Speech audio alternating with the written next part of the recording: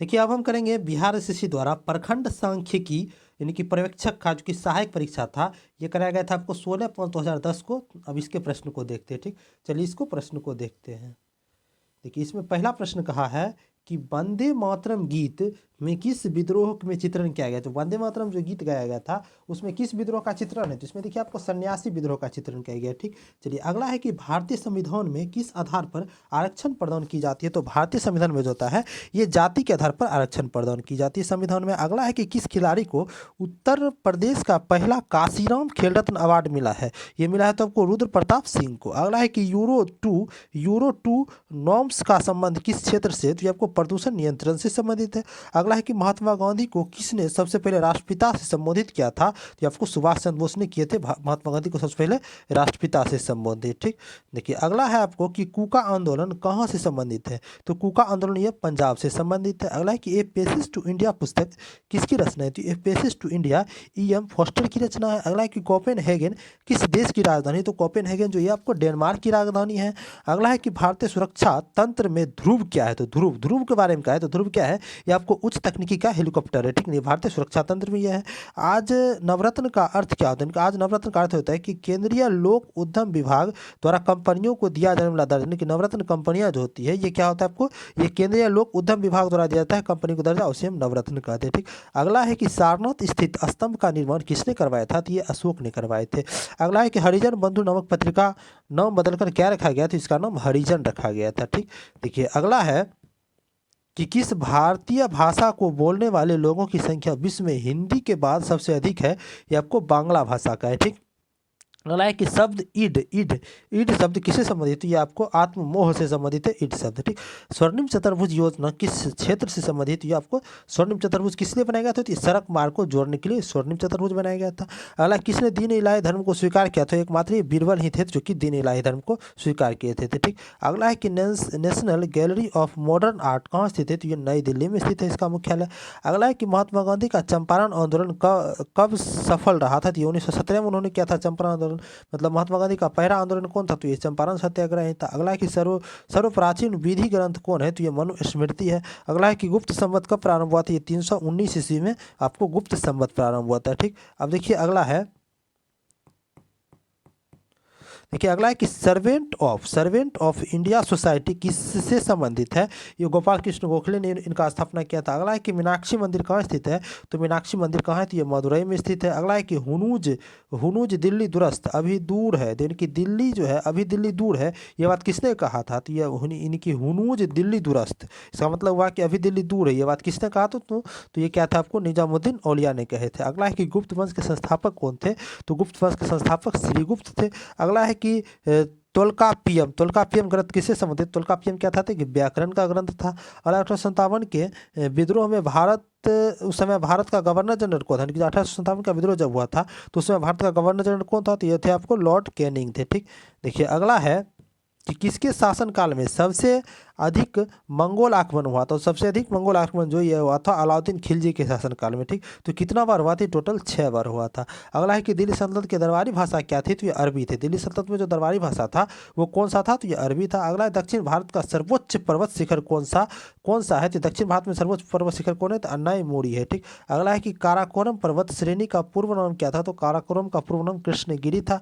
अगला है कि टिहरी बांध किस राज्य में, तो टिहरीगंज जो उत्तराखंड में स्थित है। ठीक, अगला है कि भारत का सबसे ऊंचा जलप्रपात कौन है। तो भारत का सबसे ऊंचा जलप्रपात जोग है। ठीक, अगला है कि संसार की सबसे गहरी झील कौन सी। तो संसार की सबसे गहरी झील कौन है, तो ये आपको बैकाल झील है। ठीक, देखिए अगला है कि झूम कृषि करने वाली मुख्य जनजाति कौन है। तो झूम कृषि कौन करेगा, तो ये गारो करता है। अगला है कि बांग्लादेश की सीमा से मिलने वाला राज्य कौन है। तो त्रिपुरा है बांग्लादेश से, ऑप्शन के अनुसार ये होगा त्रिपुरा। ठीक, अगला है कि कोई विधेयक को धन विधेयक होने का अंतिम निर्णय कौन करता है। ये करता है आपको लोकसभा अध्यक्ष करते हैं। अगला है कि प्रधानमंत्री बनने की न्यूनतम आयु कितनी होती है। तो प्रधानमंत्री बनने के लिए न्यूनतम आयु 25 वर्ष होता है। ठीक, अगला है कि राज्यसभा सदस्यों का कार्यकाल कितना होता है। तो राज्यसभा सदस्यों का कार्यकाल 6 वर्ष होता है। राज्यसभा का कोई कार्यकाल नहीं होता है। ठीक, अगला है कि उपराष्ट्रपति का निर्वाचन किसके द्वारा होता है। तो उपराष्ट्रपति का निर्वाचन संसद के द्वारा होता है। अगला है कि कौन भारत के राष्ट्रपति के चुनाव में भाग नहीं लेता है। तो भारत के राष्ट्रपति के चुनाव में जो विधान परिषद भाग नहीं लेता है। ठीक, अगला है कि राज्य के लिए नामांकित प्रथम अभिनेत्री कौन थी। कि राज्यसभा के लिए नामांकित प्रथम अभिनेत्री कौन थी, तो आपको नरगिस दत्त थी। ठीक, अब देखिए अगला है कि बच्चों को कारखाना में बलात् प्रवेश निषेध किस अनुच्छेद में दिया है, ठीक है। यानी कि बलात् श्रम जो आपको होता है तो ये किस में दिया है, तो ये अनुच्छेद 24 में दिया है, ठीक। चलिए अगला है कि भारत के संविधान को किसने अंगीकृत किया था, तो भारत की जनता ने किया था अंगीकृत। अगला है कि भारत में संवैधानिक विफलता होने पर किस अनुच्छेद का प्रयोग होता है, तो संवैधानिक विफलता जब होता है भारत में, इसमें अनुच्छेद 356 का प्रयोग होता है, ठीक। अगला है कि उच्च न्यायालय के न्यायाधीश किसके द्वारा नियुक्त होते हैं, तो उच्च न्यायालय है ना कि हाई कोर्ट, हाई कोर्ट का जो न्यायाधीश होते हैं वो भारत के राष्ट्रपति के द्वारा ही नियुक्त होते हैं। अगला है कि राज्यसभा के सभापति द्वारा मनोनीत सदस्यों की संख्या कितनी है, तो राज्यसभा में जो है सब राष्ट्रपति द्वारा मनोनीत सदस्य क्या है, तो 12 है, ठीक। अगला है कि बलवंत राय मेहता समिति का गठन कब हुआ, तो 1957 में हुआ था, ठीक। अगला है कि भारत के राष्ट्रीय ध्वज में कितनी तिल्लियां होती है, तो भारत के राष्ट्रीय ध्वज में टोटल 24 तिल्लियां होती है, ठीक। अगला है कि स्वतंत्र भारत का प्रथम औद्योगिक नीति घोषित वर्ष कौन सा, तो 1948 में हुआ था। अगला है कि मॉडरेट किससे संबंधित, मॉडरेट जो है ये आपको उत्पाद शुल्क से संबंधित है। अगला है कि कर संचरण संबंधित सुधारों के लिए गठित समिति कौन थी, तो कर संबंधित सुधार था, तो इससे कौन समिति था, तो ये चिलैया समिति थे, ठीक।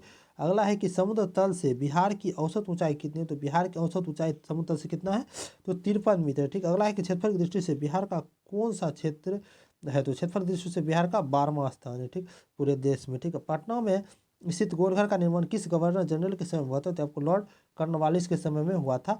पटना में गवर्नर मतलब पटना में स्थित जो गोलघर है, गोलघर का निर्माण किसके कार्यकाल में हुआ, तो लॉर्ड कॉर्नवालिस के कार्यकाल में हुआ था, ठीक।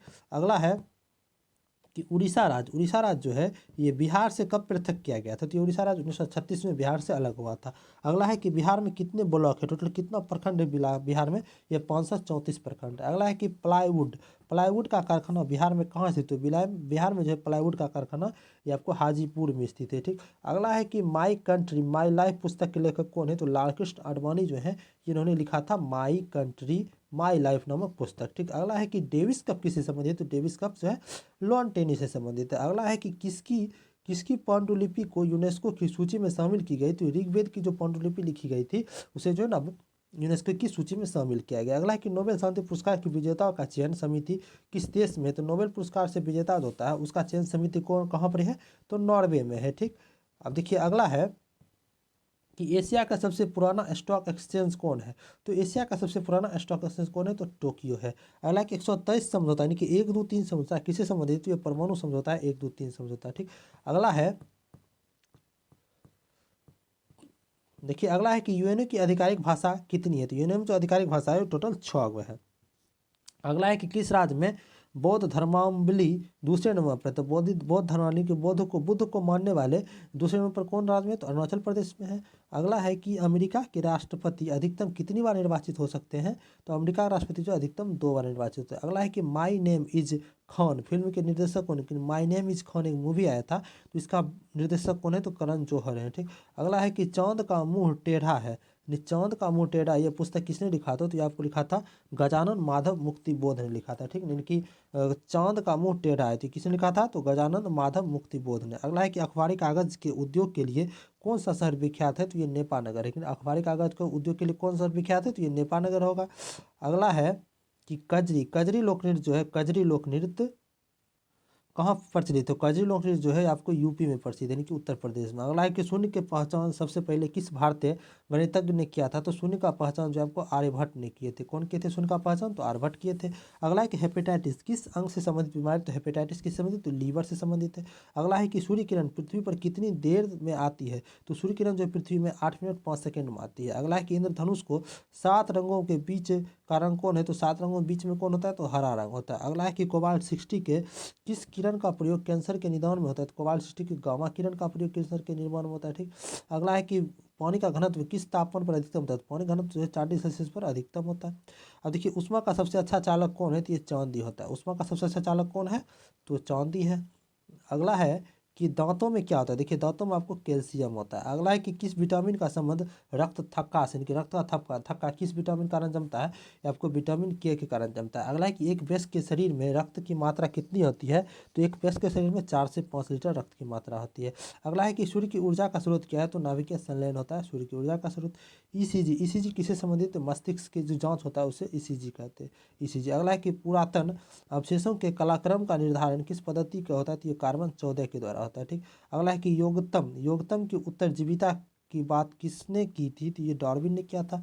अगला है कि edu.in.us किससे संबंधित, ये शिक्षा से संबंधित है edu.in, ठीक। ऐसे में इसमें एडू दिया तो एडू से एजुकेशन हो गया, ठीक।